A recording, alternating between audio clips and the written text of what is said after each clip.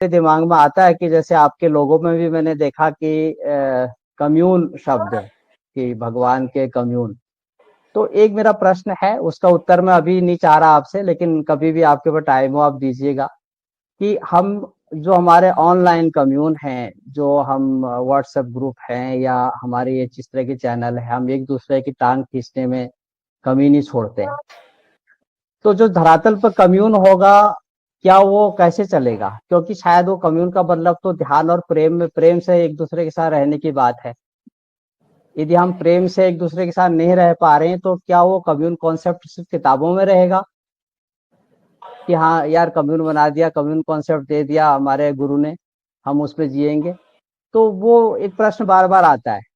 तो विद्याधर जी ने हाथ खड़ा किया, लेकिन अभी मैं इस प्रश्न का उत्तर नहीं चाह रहा हूँ। मैं चाहता हूँ कि आप इसमें सोचें कि हम एक दूसरे की टांग खींच के तो शायद इकट्ठे नहीं रह पाएंगे। जब घर के अंदर 4 आदमी 3 आदमी इकट्ठे नहीं रह पा रहे हैं, उनके साथ प्रॉब्लम हो जा रही है, तो हम कैसे 200 लोग इकट्ठे रहेंगे? तो आप इसका प्रश्न जरूर दीजिएगा विद विचार जी, लेकिन अगली बार। एक्चुअली नहीं, इसमें इसमें ये है कि ये सवाल आपका कोई ऐसा नहीं है कि एकदम कोई नया है या अजनबी सवाल है। ये एकदम कॉमन सवाल है।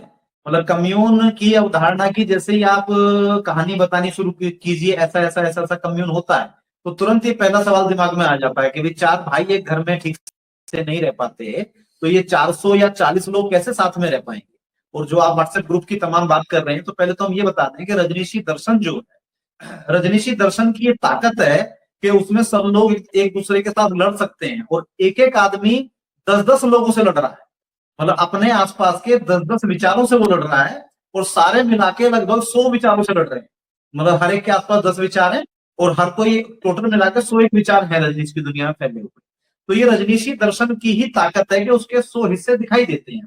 पहले तो ये समझना।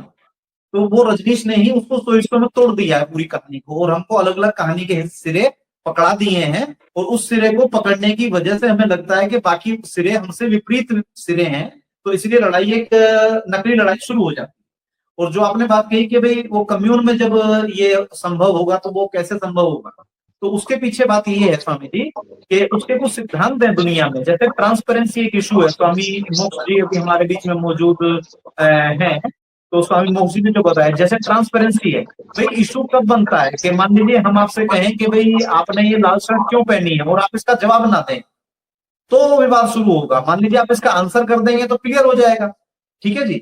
या फिर कोई भी ऐसा सवाल हो सकता है कि मानंदी आप ऐसा ऐसा क्यों बोलती हैं, ये मतलब क्या चीज है।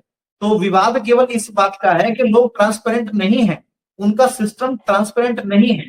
तो ट्रांसपेरेंसी से 90% से भी ज्यादा समस्याएं तो सॉर्ट आउट पहले राउंड में हो जाती है। अब जो बाकी 10% है, देखिए वो तो बनी रहनी चाहिए, क्योंकि उसी से ही दर्शन का विकास होता है।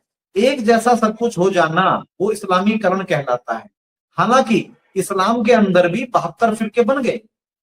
वो एक कुरान को मानते हैं, एक अल्लाह को मानते हैं, और एक मोहम्मद को मानते हैं जिसकी तस्वीर ही मौजूद नहीं है। काल्पनिक तस्वीर बनाना भी वर्जित है। ये सारे इस्लाम वाले उस पर सहमत हैं, लेकिन उसके बावजूद भी उसमें 72 फिरके हैं। मतलब इतना एक होने के बावजूद भी, यानी कि वैचारिक मत भिन्नता बनी रहनी चाहिए, वो विकास का एक बेस है अपने आप में। तो 90% समस्या सोल्व होंगी ट्रांसपेरेंसी से, और जब ट्रांसपेरेंसी होगी और सच्चाई और ईमानदारी से हम जीवन जी रहे होंगे, तो बहुत ज्यादा अंतर नहीं है। भगवान श्री रजनीश, जय भगवान श्री रजनीश, जय भगवान श्री रजनीश, जय भगवान श्री रजनीश, जय भगवान श्री रजनीश, जय भगवान श्री रजनीश, जय भगवान, जय भगवान।